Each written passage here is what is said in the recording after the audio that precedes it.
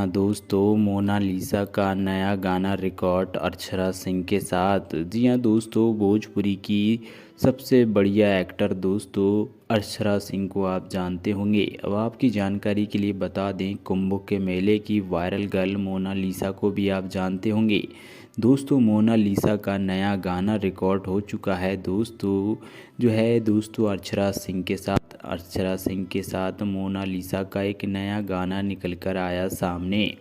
आपकी जानकारी के लिए बताते चलें दोस्तों, बताया जा रहा है अक्षरा सिंह जो है दोस्तों पहुंची दोस्तों मोनालिसा के घर, और दोस्तों मोनालिसा को पूरे 5 गाने दे दिए। जी हाँ दोस्तों, भोजपुरी की हीरोइन बन सकती हैं मोनालिसा, क्योंकि उनकी आंखें इतनी खूबसूरत हैं, हर कोई उनका दीवाना है।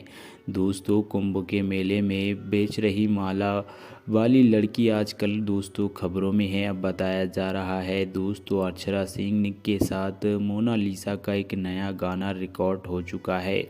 ये गाना दोस्तों बताया जा रहा है आने वाली दोस्तों 3 तारीख को रिलीज होने वाला है, और अक्षरा सिंह ने दोस्तों 5 गाने मोनालिसा को दिए हैं, जो कि भोजपुरी के सबसे बड़े लेवल के गाने हो सकते हैं। दोस्तों सब्सक्राइब